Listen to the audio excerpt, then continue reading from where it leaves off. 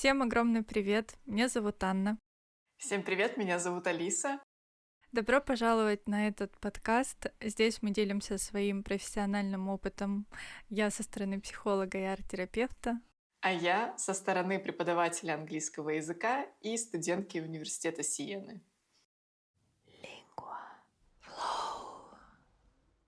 Алиса, мне кажется, классно будет начать с личных историй. Пожалуйста, расскажи про свой опыт, как ты начала учить иностранный язык. У меня очень интересная история того, как я начала изучать китайский язык. Я просто шла по Иньязу, разговаривала с мамой по телефону и увидела, как украсили очень красиво Институт Конфуция к началу учебного года. О, И я говорю маме: класс, там такие красивые фонарики, очень все красиво. Мама говорит: ну, зайди, попробуй, может, запишись на курсы китайского языка. Мне казалось это тогда чем-то нереальным, и об этом я маме своей сказала, на что она мне ответила, что пока не попробуешь, ты действительно не узнаешь, сможешь ли ты его выучить м. или не сможешь. И так я решила пойти и записаться на курсы китайского языка в Институте Конфуция давным-давно, где-то на втором курсе университета. А у тебя какая история? Вау, ну это очень круто. Да, насчет меня, у меня все началось, у тебя началось с китайского, у меня началось с японского. Когда мне было Недалеко. 8 лет, я, значит, начала смотреть «Наруто». Это было моё, наверное, первое аниме, и меня вся эта культура так захватила, что я начала учить японский.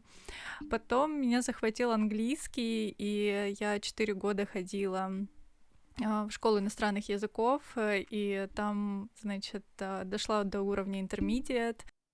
Вот, и помню, я очень сильно упрашивала свою маму, говорю: «Мам, можно я пойду учить английский язык, тогда мы сможем путешествовать по миру, в общем, быть свободными, счастливыми и так далее». Тогда я прям очень сильно верила в эту идею. И действительно, это меня безумно мотивировало. Вот. Я помню, как долго я училась, как усердно, и что на это ушло очень много денег. Я вот недавно почитала, около 300 тысяч. Вот. И сейчас, в последнее время, я учу корейский, итальянский.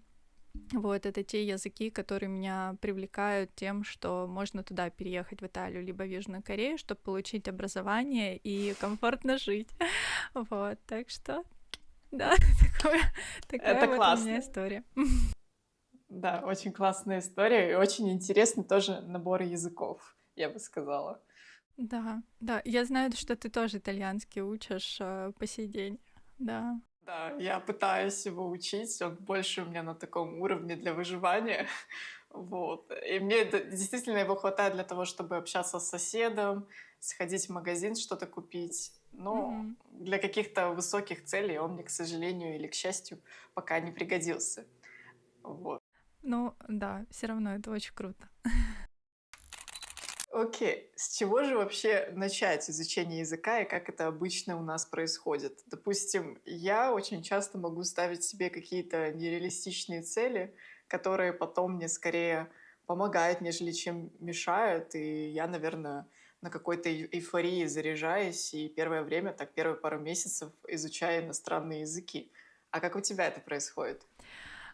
Слушай, ну да, я тебя очень понимаю в этом, потому что я тоже начинаю на каком-то супер крутом энтузиазме, на гиперфиксации, и могу так долго идти, пока не упаду в дофаминовую яму там или там депрессивный эпизод, например. Вот, поэтому, да, это такая история, которая действительно начинается от очень сильного желания. Вот, да, у меня так. Да, гиперфокус — это точно наше все. Со мной это точно так же работает. И многие ученики также начинают на большом энтузиазме, однако эту мотивацию нужно поддерживать. И вообще я очень часто провожу саморефлексию вместе со своими учениками, а также мы работаем с внешней и внутренней мотивацией, чтобы этот запал не пропадал. Вау, вау, это прям очень круто. Алиса, расскажи, пожалуйста, с чего ты начинаешь вот в своей работе? Очень интересно.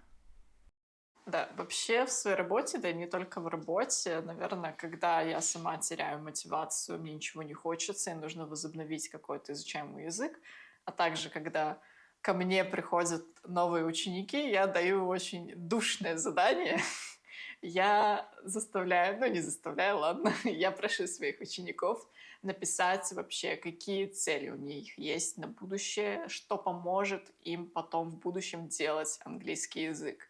То есть прописать какие-то свои цели, М. подумать над этим, потому что зачастую, когда ученик приходит ко мне, он может над этим и не задумываться, просто хочу выучить английский, что тоже окей, но опять-таки этого не хватит на долгосрочной основе. И то есть можно дать еще такое задание, помимо прописывания целей и помощи ученику, как вообще найти эти свои цели, про которые интересно будет потом с тобой обсудить и узнать твое мнение. Мгм. Я еще даю такое задание, как опиши себя, как будто бы ты уже выучил английский язык, и что тебе это даст, да, как ты увидишь себя в этом свете, да. И это тоже очень сильно помогает, потому что ученик даже ловит какое-то эндорфиновое состояние от того осознания, что это может быть реально в будущем. Вот. И это на самом деле очень сильно помогает. И хотелось бы спросить вообще у тебя, как помочь ученику правильно поставить свои цели и поддержать им мотивацию в период упадка? Что ты посоветуешь?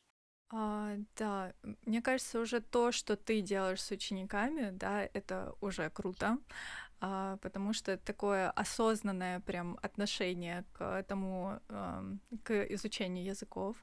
Вот. И, наверное, то, что я могу порекомендовать, это действительно почувствовать, что цель, которую человек выбрал, там ученик, да, она истинная, она настоящая. И это само по себе сохраняет мотивацию на очень долгое время. И действительно, я вот сейчас вспоминаю мем с Леонардо Ди Каприо, когда он такой свистит, а потом такой, вот это вот я. И вот эта вот цель, да, в будущем, человек вот должен видеть себя, что да, вот это вот я в будущем, что я знаю этот язык на таком-то уровне, и что мне вот там вот очень классно. И эта цель, она так заряжена энергией, что она действительно является источником мотивации. И очень важно, знаете, в определенный момент времени задавать себе вопрос, действительно ли эта цель моя, да, действительно ли она истинная. Если да, то это замечательно. Если нет, у вас всегда есть возможность как-то переоценить ее, пересмотреть, как-то изменить и зарядить ее заново, да, чтобы она вас дальше мотивировала. Вот. Что еще может помогать, если честно, это мой лайфхак личный. Это я это называю мета-цель, когда типа цель состоит из нескольких целей. То есть я, допустим, представляю, что я, выучив там итальянский или корейский, да, буду не только жить в другой стране, да, но еще и учиться. То есть это будет какая-то еще цель, подцель, которая меня тоже будет мотивировать. Там, для кого-то может быть несколько целей очень важных, да, это жизнь, это учеба и работа, да, а для кого-то это может быть еще что-то там дополнительное, да, может быть еще творчество какое-то. Допустим, в Южной Корее меня просто поражает количество творчества на квадратный метр, да, его огромное количество. Вот, поэтому вот такая вот мета-цель с заряженными маленькими какими-то целями, да, они вот как путеводная звезда могут вас вести и давать вам некоторое такое топливо, чтобы дойти до своей цели, до своей звездочки. И еще я очень люблю с целями подключать свои фантазии. Вы можете представить, что ваши вот эти вот цели, да, важные для вас, как маленькие феи какие-то волшебные, и что они всегда по пути к этой заветной звезде, они сопровождают вас, и они вас подбадривают, помогают вам, и да, такие вот, такие очень милые и заботливые, которые вас всегда готовы поддержать. Действительно, такая техника образного мышления, она помогает подключить эмоции, подключить какие-то ощущения, чувства на уровне тела. И действительно очень сильно вдохновляют идти дальше, вперед к своей цели. Вот так вот. Вау, класс! Это очень интересная аналогия. И очень классные техники, которые я постараюсь тоже, наверное, в свою работу внедрить, потому что никогда вот не думала именно над этим процессом, как над чем-то еще более творческим, скажем так, Мгм. чем написание лишь какого-то, не лишь какого-то, а прекрасного сочинения про свое будущее, когда ты знаешь иностранный язык. Но вообще все это, конечно, хорошо. Но, однако, хотелось бы еще обсудить такой важный момент, как закрытие своих базовых потребностей. То есть, как бы мы классно не были мотивированы, как бы мы не хотели выучить этот английский наконец-то, если у нас не закрыты базовые потребности в сне, в питании, в отдыхе, а также в безопасности, что тоже важно, очень сложно оставаться продуктивным. Для того, чтобы продолжать свою деятельность, нужно не забывать хорошо и качественно отдыхать, а именно, во-первых, найти под свой тип личности подходящий отдых, но в основном это классный пассивный отдых, отсутствие какой-либо симуляции, то есть просмотра бесконечного рилсиков, либо путешествия. Это все не отдых, это также другой вид активити. Таким образом, доведя себя до состояния такой полезной скуки, вы открываете еще больше ресурсов и возможностей для своей продуктивной работы в дальнейшем. Я вот полностью согласна с тобой. Действительно, если не обращать внимания на свою усталость, если спать по 3-4 часа, потом учить иностранный язык, еще работать и очень-очень много дел делать, в принципе, вы можете прийти только к одному, к выгоранию, к сожалению. И это действительно так. И поэтому очень важно заботиться о себе, очень важно прислушиваться к себе, и понимать, от каких дел вы напитываетесь. И у каждого это может быть свое. Для кого-то это там просмотр аниме, для кого-то это прогулка в лесу. То есть это может быть что-то вот ваше индивидуальное. Тут я бы еще хотела сказать про то, что многие думают, есть такая иллюзия, что для того, чтобы изучать иностранный язык, нужен только мозг, как будто бы мы только из головы состоим. Но на самом-то деле мы состоим из всего тела, на минуточку. И поэтому очень важно действительно отдыхать, спать и питаться очень хорошо. И когда мы учимся, мы задействуем не только голову, мы задействуем все свое тело. Эмоции, ощущения, просто все. Даже когда вы учите итальянский язык, вот эти вот все жесты, вы понимаете, это используется на все тело. Вот, это во многих-многих других языках. И очень важно это заметить, что важно все тело, и важно заботиться обо всем своем теле. Что касается продуктивности, действительно, я полностью согласна с тобой. И действительно, поначалу может показаться, что быть продуктивным очень тяжело, но когда вы натренируете эту мышцу, то потом станет намного легче. И с каждым разом будет все легче и легче. Слушай, давай поговорим о самом процессе обучения. Мне вот интересно узнать твое мнение. Как ты думаешь, достаточно одного преподавателя или нужен еще кто-то или что-то?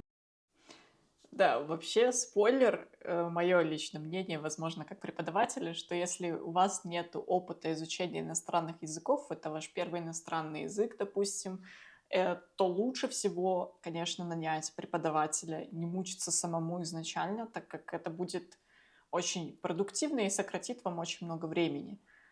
Но что делает преподаватель? Он подбирает для вас полностью программу, и это сделать самому очень сложно зачастую бывает, и он плюс вас параллельно направляет и следит за тем, чтобы все конструкции выводились в речь. Однако этого зачастую бывает недостаточно, так как занятия обычно не более 2 раз в неделю, и где-то вы делаете домашнее задание, если делаете, вот, если есть на это силы. И, в принципе, на этом все. Однако этого зачастую недостаточно, и я рекомендую завести такого себе стадию бади, друга, с которым вы будете учить иностранный язык. Это может быть как друг, у которого уровень языка выше, чем ваш, либо вы на таком же уровне находитесь плюс-минус. То есть вы вместе можете составить себе какую-то программу, вместе общаться на этом языке. То есть это как дополнительная практика. Я так, например, учу китайский язык. У меня есть подруга, которая у нас примерно одинаковый уровень, и мы вместе с ней созваниваемся 2 раза в неделю по часу и занимаемся. А у тебя есть стади-бади? Да, у меня есть стадия бади по итальянскому языку. Это тоже Классно. моя подруга. Вот, и мы вместе, да, учим итальянский язык. Это правда очень-очень-очень классно. Да. Вот, и также я хочу найти еще 2 стадий бади, даже, наверное, 3, когда у меня будут силы. Ну, хочу для английского сейчас больше, да, упор сделать, для корейского и японского тоже. Было бы замечательно. Было бы славно, как говорится. Было бы славно. Да. Были бы силы, было бы время, да? Да, это точно. Я иногда думаю, знаешь, чтобы разбить прям дни недели на каждый язык, типа, и что со стадии бади по итальянскому это будет там, допустим, вторник и суббота, а английский это будет понедельник и пятница. Ну вот как-то так, знаешь, было бы классно, мне кажется. Да, мне кажется, это супер идея, так как у нас тоже есть расписание. То есть мы созваниваемся с утра во вторник и в четверг. Иногда это меняется, но плюс-минус вот какая-то регулярность, дисциплина Мгм. действительно помогает даже в таких делах, когда кажется это что-то необязательное. Лучше сделать именно фиксированное время для себя, чтобы не Мгм. пропускать. Я согласна вообще полностью, что действительно преподаватель очень круто помогает, и это действительно эффективно, когда есть преподаватель, когда есть study buddy, когда также есть какие-то приложения, сайты, там просмотр кино с субтитрами, либо аниме с субтитрами. Я даже читала мангу на английском, то есть это тоже очень классно, точнее манху.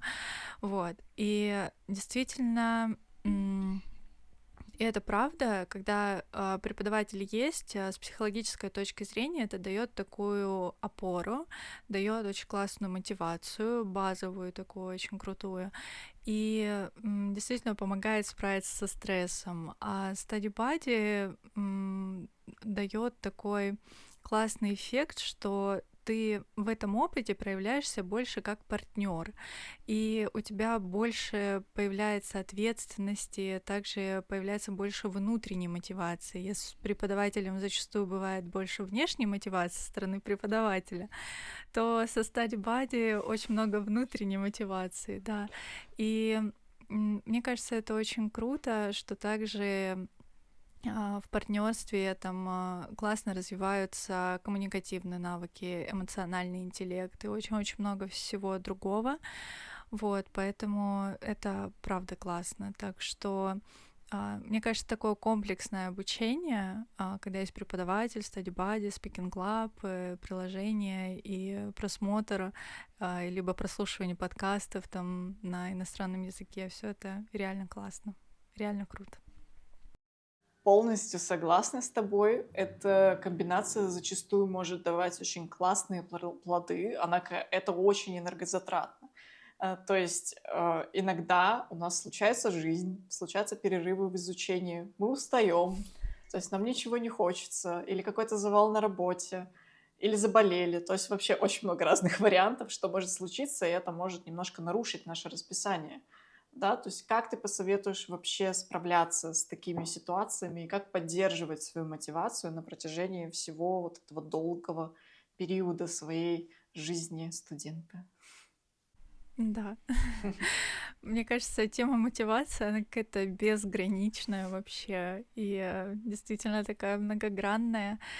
И мы поговорили, да, чуть-чуть о мотивации, когда говорили про цели, и сейчас, наверное, очень важно затронуть тот момент, что важно действительно подпитывать эту мотивацию, и что ее больше всего подпитывает, это то, что это то, когда мы себя поддерживаем. То есть помните, я говорила про тех фей, которые всегда с вами на пути к вашей цели, да? Там тоже про мотивацию говорилось. И вот также очень важно стать для себя некоторым таким поддерживающим человеком. Ведь мотивация у всех она совершенно разная. У кого-то она может длиться там и полгода, а у кого-то может сдуться на второй неделе. Поэтому действительно это очень такая мощная и актуальная тема. И что еще подпитывает мотивацию помимо самоподдержки, это карта желаний.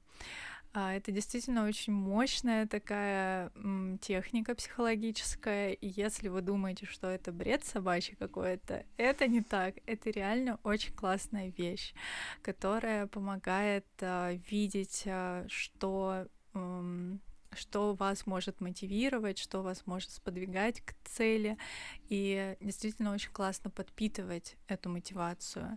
И когда у вас будут какие-то проблемы, какие-то переживания, там, уныние, да, вы можете посмотреть на эту карту желания, она может быть у вас в телефоне, она может быть у вас на компьютере, на рабочем столе. Вы можете ее распечатать, повесить и у себя в комнате, и в гостиной, где угодно. Она может быть везде, чтобы вас поддерживать. И действительно, это очень классная такая история, которая помогает именно фокусироваться. И фокус — это тоже один из способов поддерживать вот эту вот внутреннюю мотивацию и идти вперед к своей цели. Да, Алиса, что ты думаешь вообще о карте желаний? Я вообще фанат карты желаний, потому что сама неоднократно делала ее себе. И если, когда я была подростком, казалось, это нечто таким, вот, я это сделаю, но сбудется, то потом, конечно, с возрастом я стала ее сделать как раз-таки из тех целей, чтобы это что-то, что отражает мои цели, висело у меня на виду, где-нибудь на видном месте, и чтобы мне это напоминало каждый день, куда я двигаюсь, ради чего я двигаюсь. То есть у меня не появилось что-то из карты желаний, потому что это есть на карте желаний, а Мгм. скорее всего это появилось потому, что я для этого много работала и к этому шла, просто видела, что я это хочу, и это мне напоминало каждый день. Какая-то такая история. Как ты думаешь, мой подход, он нормальный или не очень, скажем так, к карте желаний? Я думаю, что он очень хороший, очень эффективный, потому что действительно картинки — это наш первый язык для людей. Он появился намного раньше, чем слова и так далее. Вот, поэтому действительно, если карта желаний вам помогает и вам она дает такую мотивацию и дает такую энергию классную, то это круто. Если вы никогда не пробовали, просто попробуйте. Это реально может быть творческим, веселым, интересным процессом само по себе. И очень важно правильно делать карту желаний. Очень важно выбирать именно те какие-то картинки, либо какие-то образы, которые вас прям зажигают, которые вот прям, вы знаете, вы всем телом откликаетесь на вот эту вот картинку, либо на этот образ. И прям чувствуете, что да, вот это оно, вот это круто, вот это классно. Вот только тогда, наверное, карта желаний реально заряжается и действительно помогает. Мгм. И вот важный момент, наверное, последний, который я хочу сказать в этом блоке, чтобы вся эта магия, которую вы создаете своими делами, не исчезла, очень важно обратить внимание на обесценивание. Я бы это назвала таким вот моментом, что попробуйте обесценить обесценивание. Просто ход конем, ребят. Обесценить обесценивание, потому что бы вы ни делали, каких бы вы высот не достигали, либо каких-то успешных дел, маленьких или больших, если у человека есть привычка обесценивания, он может обесценить все, умножить на ноль. Поэтому представьте, что обесценивание — это вирус, который вы должны уничтожить, чтобы он не уничтожил вашу мотивацию.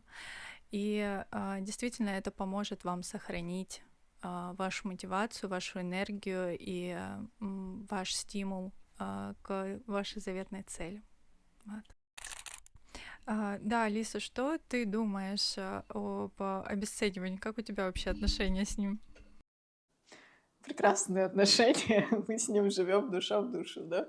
Вот. Но вообще обесценивание, мне кажется, это действительно какой-то вирус, как правильно ты выразилась, потому что, наверное, я не знаю ни одного студента, у которого нет вот этого момента, когда он себя обесценивает. И что я стараюсь вообще с этим делать, как я с этим борюсь, с этим вирусом? Хорошее антивирусное — это да, хорошее антивирусное — это саморефлексия, причем М, регулярная саморефлексия, потому что очень важно посмотреть назад и оценить вообще, что ты сделал, и прям побыть в этом состоянии и похвалить себя. Потому что очень часто мы чего-то добиваемся, как я сдала экзамен недавно, и все, и я про это забыла благополучно уже во второй половине дня. Хотя в первой была очень рада и уже начала проецировать, что мне нужно делать дальше. Поэтому очень важно как раз-таки замедлиться, сделать саморефлексию и посмотреть вообще, какой ты классный. Я это делаю обычно со своими учениками раз в месяц после каждого пройденного юнита, плюс-минус это месяц-полтора, мы устраиваем такое занятие, где в конце есть такой чек-лист, и ученик сам оценивает каждый пункт, насколько он это хорошо знает, и потом в соответствии с этим мы даем ему определенное количество сердечек или звездочек. о, Скрытая реклама моих занятий. класс вообще. И, в принципе, это очень часто снижает тревогу и поднимает мотивацию и позволяет студенту спокойно двигаться дальше. Вау, вау, это просто очень круто, то, что ты делаешь. Я бы хотела быть таким учеником у тебя, и поэтому чек-листу там отмечать, как там все у меня в прогрессе. Это реально очень круто работает. Это даже очень похоже на когнитивно-поведенческую терапию, когда есть некоторое такое подкрепление. Да, когда понимаешь, что вот я сделал это, я молодец, и действительно не обесцениваешь себя, типа, ну и сделал, и что такое, а делаешь, действительно ценишь то, что ты делаешь, вот, и это действительно очень помогает быть более продуктивным. Я бы, наверное, тоже себе взяла на заметку, просто у меня это, знаешь, на подкорке уже, я это делаю почти каждый день, чтобы себя поддерживать, да, как раз-таки, я это перестала делать, знаешь, в разрезе месяца, там, да, или недели. Мне кажется, это тоже очень важно. Так что возьму себе на вооружение тоже.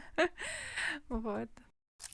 И как раз в своей практике я действительно даю такую технику своим там клиентам, чтобы они научились замечать какие-то свои маленькие достижения, даже если они что-то маленькое сделали, даже если выучили там один-два слова, либо четыре фразы, либо еще что-то такое. Очень важно закрепить это и сказать, вот, я молодец, я это сделал или сделала, это действительно помогает и подпитывает нас, действительно нас закрепляет пройденный материал именно эмоционально и помогает нам быть более целеустремленными, потому что вот я сделала, я совершила такую маленькую победу, и я готов идти дальше с другими победами. И так шаг за шагом полностью вперед. Да, я полностью с тобой согласна и считаю, что нельзя недооценивать этот момент саморефлексии. Когда-то я тоже им пренебрегала, но когда я его ввела, я заметила, что действительно работать стало намного приятнее. И еще такой момент, что когда у нас как раз-таки есть план обучения, мы знаем, в каком направлении нам двигаться, мы периодически останавливаемся и рефлексируем над тем, что мы вообще сделали, плюс у нас достаточное количество сна, отдыха и вкусной, хорошей пищи, Да. то на таком топливе плюс-минус мы можем очень долго, классно и продуктивно работать, что, я считаю, мне кажется, своего рода залог успеха, по крайней мере, для меня. Вот. И для многих моих учеников, как я тоже могу это наблюдать. Что ты думаешь по этому поводу? Да, я полностью с этим согласна. И действительно, такой вот комплекс разных вещей, начиная от еды, заканчивая такой самоподдержкой, какими-то такими техниками, да, собственным чек-листом и так далее, это действительно та база, с которой вы сможете изучать любой язык иностранный, и вы действительно сможете делать успехи в нем. И не только, знаете, быть таким, что типа вот я сделал, я типа достиг этого, а что вы реально будете получать удовольствие в процессе. И мне кажется, это очень важно. Алиса, мне кажется, что самое сложное в той теме, которую мы подняли, это говорение на иностранном языке. Вот, мне хотелось бы узнать, что ты думаешь об этом как преподаватель и как человек, который учит иностранный язык.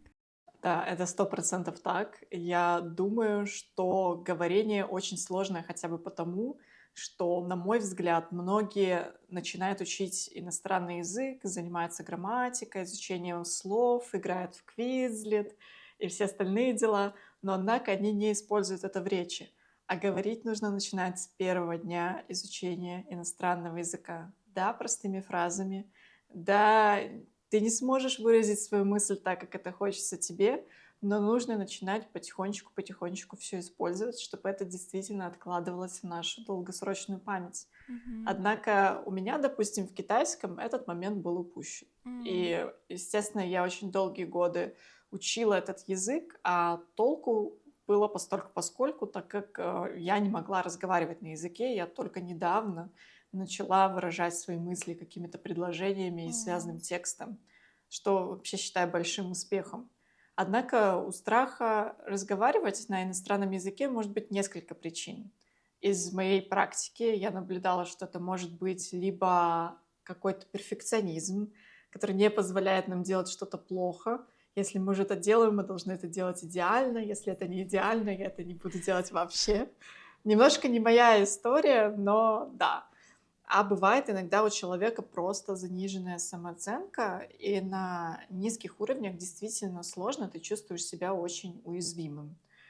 И еще один такой момент, который я наблюдала в себе, когда переехала в Италию, что я знаю хорошо английский язык, допустим, я могу полностью выразить свои мысли, у меня практически нет никакого барьера, но вот с итальянским это не так. И очень сложно перестроиться и понять, что да, здесь я уже не такой классный, здесь я уже не такой крутой, и как-то стараться выходить из своей зоны комфорта и разговаривать с другими людьми, когда это нужно.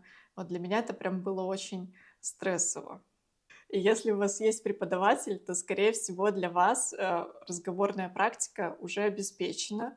Но если его нет, то действительно рекомендую созваниваться со своим стади-бади и стараться именно вместе разговаривать, даже если это очень сложно. Надо стараться, потому что очень важно все, что вы выучили, грамматику, лексику, опять-таки повторюсь, выводить в речь. И хотела спросить вообще, как у тебя обстоят дела с говорением, потому что я знаю, что это прям sensitive topic для многих людей. Как ты с этим справляешься? Да, это правда вопрос на миллион. Я, сколько себя помню, уже много лет я учу, 15 лет я учу английский язык, и сколько себя помню, мне тяжело всегда было именно говорить. Вот, и только сейчас, последнее время, вот последние полгода, я реально говорю более свободно, чем раньше, там даже чем 3 года назад. И меня это безумно радует. Наверное, мне помог Speaking Club и то, что работа с преподавателем, потому что систематизировалось какое-то понимание вот этих вот времен, когда что можно использовать. Вот, и помню, также я вела свой дневник, тоже саморефлексии. Просто в конце дня писала, что со мной происходило, но только на английском языке. И то есть это мне очень помогло просто в голове все уложить правильно. Что касается других иностранных языков, здесь все достаточно сложно. Я действительно знаю только какие-то фразы, там, допустим, на итальянском «come va», либо «arrivederci», наше любимое, либо Малышка. «buongiorno», «grazie». Да. Да. Ну, это простые фразы, но я понимаю, что из них складываются потом вот эти длинные, приятные, любимые сердцу предложения. И когда приходит время, когда я уже могу говорить длинными фразами, именно то, что я хочу, это действительно счастье, это прям наслаждение, это вообще не передать никакими словами какое-то удовольствие. И я полностью с тобой согласна, что нужно начинать с самого начала. Круто, что у тебя получилось так с китайским, все-таки ты смогла это все преодолеть и начать говорить. И мне кажется, что действительно лучше начинать с самого начала. Прям фразы, потом эти фразы складываются в предложения, а потом в целые абзацы и так далее. То есть все постепенно, все по чуть-чуть, и действительно это Очень-очень круто. Я полностью согласна с тобой насчет перфекционизма. Действительно, именно деструктивный перфекционизм, низкая самооценка и синдром самозванца — это то, что, правда, мешает многим людям просто начать с самого начала говорить, использовать какие-то простые фразы, потому что именно они потом выливаются в эту простую, легкую речь, от которой вы сами получаете удовольствие. Вот. Поэтому, если у вас есть в этом какие-то точки роста, я бы это так назвала, то реально лучше сфокусироваться на этом, потому что если вы с этим справитесь, то потом вам будет в миллион раз легче говорить, и будет вообще классно. Вот. Да, и несмотря на то, что в современном мире мы уже прекрасно понимаем, что нам может дать знание иностранного языка. Мы путешествуем, мы видим знаки на английском языке, мы ездим в другие страны, общаемся с разными людьми, мы видим перспективы в карьере. И все вот это вот по списку. Однако иногда и эти все плюшки не мотивируют нас начать говорить на первых этапах. И мое такое, возможно, смелое обобщение, что обычно люди, у которых низкая самооценка, всем привет, я тоже одна из них, страдают от нее и, как следствие, боятся начинать говорить на иностранном языке, когда они еще не усвоили какой-то определенный объем информации. Как ты смотришь вообще на мое такое обобщение? Мгм. Да, действительно, низкая самооценка — это одна из причин этого. И также я заметила, что базовая причина может состоять в том, что у человека может быть очень много страхов. Я вот говорю со своими друзьями, знакомыми, и многие рассказывают мне о том, что действительно им очень страшно говорить на иностранном языке, именно потому что они боятся, что они что-то не то скажут, что они как-то неправильно это скажут, что о них подумает их собеседник или что подумают о них люди вокруг. В общем, что ж они там подумают, вот это вот то, что у нас прям программой заложено, да? Генетический код. Да, Мгм. это точно. И действительно это очень сложно, и для некоторых это настолько сильный страх, что они прям немеют. То есть они могут знать, что сказать, но именно произнести это очень сложно. Поэтому действительно базово нужно работать именно со страхом что-то говорить и действительно с низкой самооценкой. Ну и там же рядом где-то синдром самозванца бегает постоянно. Такой, да, Все быстренько. взаимосвязано. Да, это точно. И да, опять-таки, даже в моем случае, когда, казалось бы, я могу говорить свободно на одном из языков, как я уже упоминала, хвасталась, вот, но не могу сказать даже, иногда бывает пару слов, если я не знаю конкретно, как хочу выразить свою мысль на итальянском языке. Особенно в первые полгода я часто впадала в ступор, как ты уже рассказывала. Это М, прям моя история. мгм. Как вообще посоветуешь бороться с вот этим дискомфортом, так сказать? Да, я понимаю, о чем ты говоришь, потому что у меня тоже есть такой опыт со всеми языками. Это прям как свежий такой вот опыт, как будто было вчера.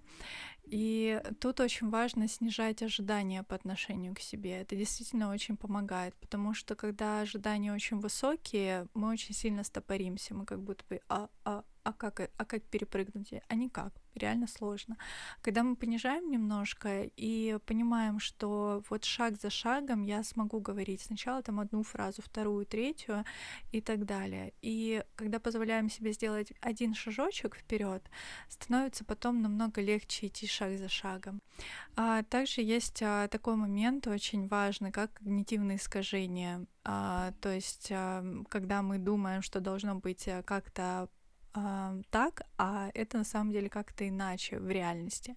Эти когнитивные искажения, они нас очень сильно дезинформируют. Например, такое бывает, когда человек выучил классно, знает один иностранный язык, начинает учить второй, и ему очень тяжело дается второй язык, как будто бы он должен так же хорошо сразу знать второй язык. Но нет, потому что это не так. это нет такого, знаете, что мы просто скопировали и вставили, знаете, Ctrl-C, Ctrl-V. Мы действительно наращиваем прям свой словарный запас, знание грамматики, навыков и так далее. Поэтому шаг за шагом, и все получится, ведь дорогу осилит идущий. Да, действительно, это очень классное напоминание, что очень важно продолжать двигаться дальше, несмотря ни на что, и работать, конечно же, над собой. И нам бы очень было интересно послушать, какая у вас мотивация изучать иностранные языки, а также какие у вас есть сложности в изучении, потому что это послужит нам классным материалом для того, чтобы сделать еще один выпуск «Вопрос-ответ» по вашим заявкам. Да, ребята, поэтому пишите про свой опыт, пишите, какие у вас есть сложности, какие есть вопросы, на которые мы можем вам дать ответы, чтобы вам стало легче. Ребята, спасибо вам большое, что послушали или досмотрели нас до конца. Это очень важно для нас. С вами была я, Анна, ваш психолог и арт-терапевт. И я, Алиса, ваш преподаватель английского и студентка университета Сиены. Мне было очень приятно тоже пообщаться с Анной на такие животрепещущие темы. И уже жду не дождусь, как мы запишем что-то еще интересненькое. Это точно. Спасибо тебе огромное, Алиса. Очень рада нашему такому началу. Надеюсь, наш проект будет очень многим людям помогать. Я тоже. Так что всем пока, хорошего дня. Пока-пока.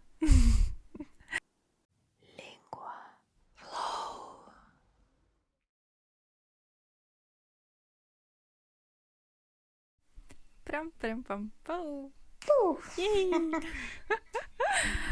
Вступление записано!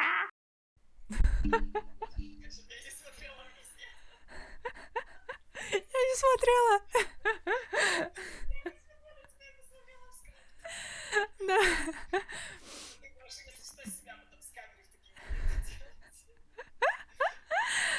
Да. Ту-ду. Красота.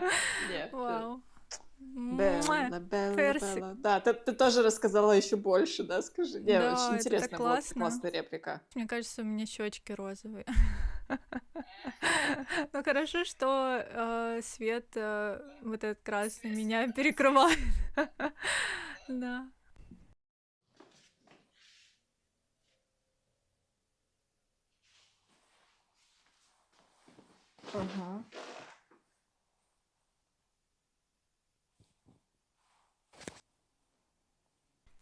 Действительно очень помогает. Что там такое в окне? Да, я это увидела. Это, ты знаешь, как будто НЛО пролетело такое. У меня просто какая-то птица прилетела, а я слушаю тебя и думаю о чем-то другом. Окей. Я это... Я это... Этого сделать. Русский язык Ну, этого того. Да. Сбонит. Так, тут записывается, тут все. Окей. Соседи, блин.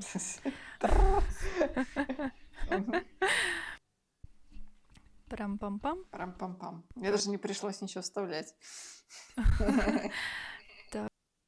Как-то так вот получилось. Да, зашибись. Очень классная твоя реплика, интересно было. Да. Вот. Не, супер. Так. И потом, наверное, ты скажешь огонь. Ей. Не, очень клевая была концовка. Вау. Эпично! Эпично, да. Королева эпики. Королева эпики, да. Так, тогда вырубаем камеру, да, пока что? Да. Я забыла, что там дальше. Мне нравится очень. Так. Это такое удовольствие. Так. Да. Угу. делать саморефлексию. Это прям очень мощный. Так. Не знаю, откуда это пришло, но это пришло. Это Отлично. пришло, и это замечательно. Да, согласна. Мне очень нравится, как ты сказала. Спасибо большое. И если у вас есть преподаватель, хороший преподаватель, М. то не будем так звездиться. Ну а что? 3, 2, 1. Подожди. Я не записала это. Ай-ё-моё. Блин. Давай еще раз про этот, про перфекционизм.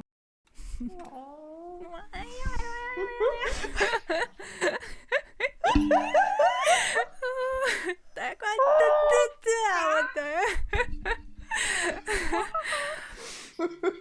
Да, я Ой, пытаюсь не орать слишком громко, так как у меня эти наушники еще шумоподавляют немного. Я чувствую, что мои соседи сегодня наслаждаются русской речью.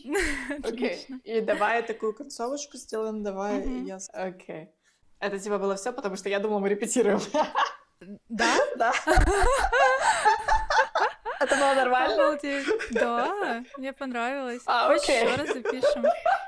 Не-не, все нормально. 3, 2, я прям, наверное, в камеру могу смотреть. 3, 2, 1.